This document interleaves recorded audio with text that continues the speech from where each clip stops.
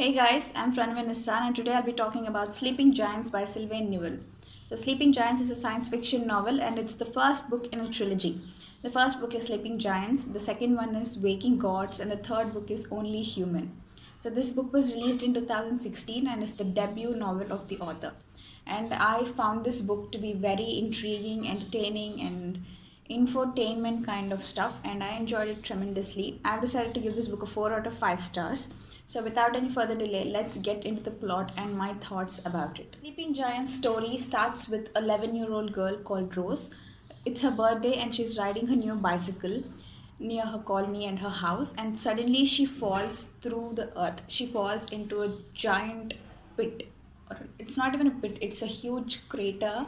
And when the fire rescue team comes to remove her from the hole in the earth, they discover that it's just not a hole or a crater, it's a huge hand. It's giant metal hand made out of some unknown metal, and it's glowing neon blue. So the military takes over the hand metal thing and they do their research over it, and they find out that that metal and the ancient relic, that is the hand, is about 6,000 years old, and it's been left over on earth by some ancient alien race. I mean, it's not alien in the sense of super that, I mean, space aliens, just a species that we don't know about.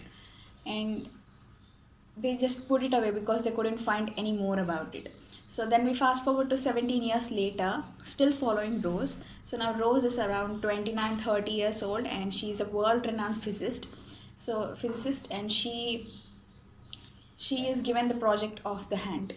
So it's at University of Columbia, and Rose is the in charge of that project to find out what that is, what it can do, and its potential, how it can, I mean, help humanity move forward.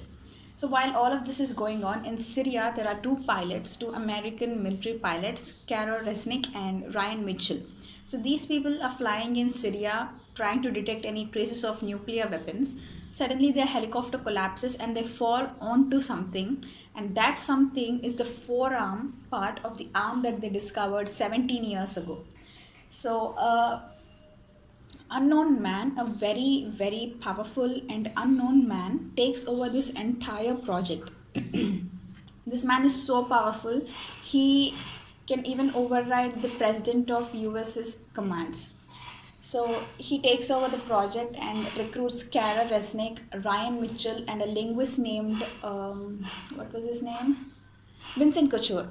Yes, he hires these three people and hands them over to Kara, and they scan the entire surface of Earth, searching for the rest of the parts of the unknown relic. So they find out that the metal is iridium and it's more than 3,000 years old, and it's left by some ancient race or alien race, and these people are way ahead of us in technology.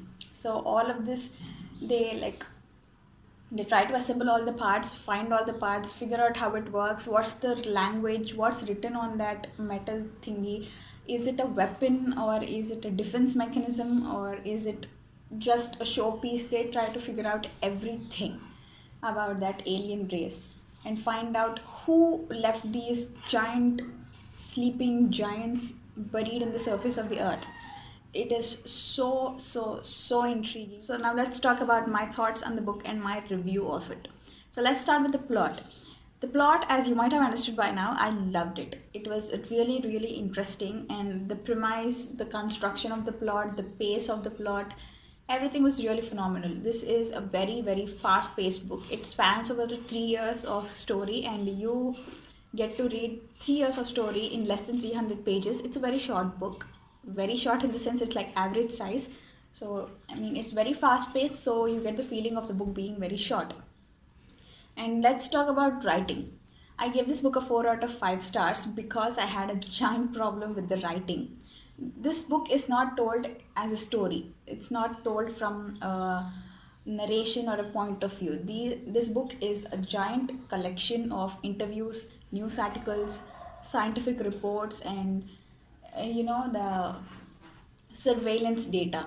So you encounter many interviews conducted by the mystery man I talked about. He interviews all the characters, asks about their progress in the project, and sometimes about their mental health. You don't get to see much of the characters' emotions and their feelings in the plot. I mean, you do get to see the major changes and major happenings in their mental state and emotional state, just like they are in relationship with this person. They're heartbroken that they've broken up with this person. There's betrayal and there's love and all, but you don't get to explore much of that because everything in this book is about science and only that sleeping giant and discovering what that thing is and how to use it for the good of humanity. So you don't get to see much of the emotional side of the entire project. And the writing, because it's written in a series of interviews and journal entries and surveillance reports, sometimes um, you get confused. I mean, I had to go back many times to the past chapter to pick up where I left off. I mean, to like remind myself where the plot stopped, or even when I'm reading it continuously, I had to keep going back to get wrap my head around what's happening. It's not the most traditional form of writing, but it was very entertaining to come across. I mean, it's challenging sometimes to keep track of things because it's not like you tell a story today and then you continue to write tomorrow. It doesn't happen like that. You take an interview 1 month ago and the next interview is today. So you don't know what happened between the last interview and now, and you just have to listen to the interview to know what happened. So you're not really part of the action. You just get to hear the reports of what are happening and what had already happened. So the writing was not the best, but it was not like terrible that you can't even understand it. It was different, it was a bit unique, and it could be improved in many areas, in many aspects. And coming to the characters, there are a diverse set of characters. These are a bunch of weird geniuses. Everyone in the plot is an expert in their field. So Ryan Mitchell and Kara Resnick are amazing pilots. They know their job. They are military officers, so they are good at something. And Rose is a physicist, so she knows her job. And there's the linguist who is so smart. He'll give you tons and tons of information.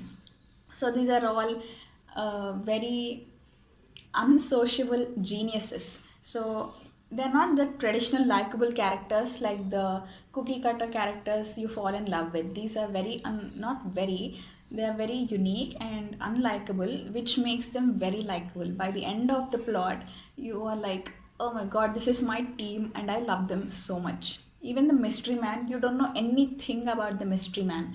You don't even know his name. He won't tell you anything. You just know that he's a very powerful, very strong man who cares for nothing and no one except that project.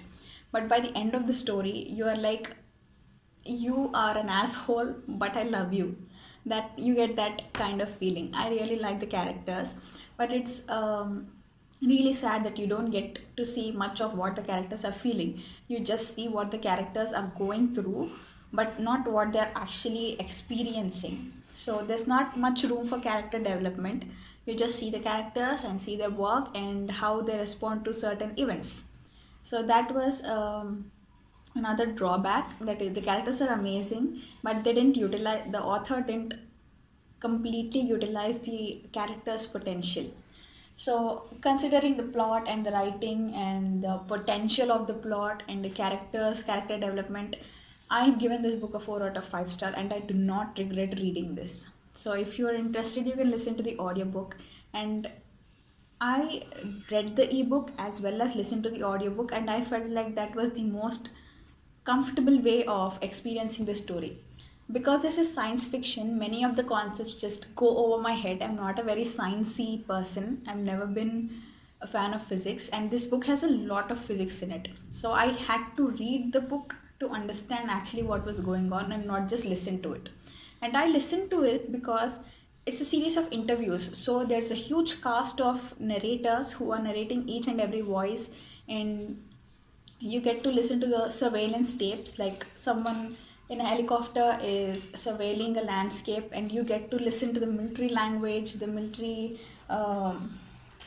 slang, something like that. So it's a very diverse range of narrators narrating different characters and incidents. It's very, very entertaining. The audiobook is really good.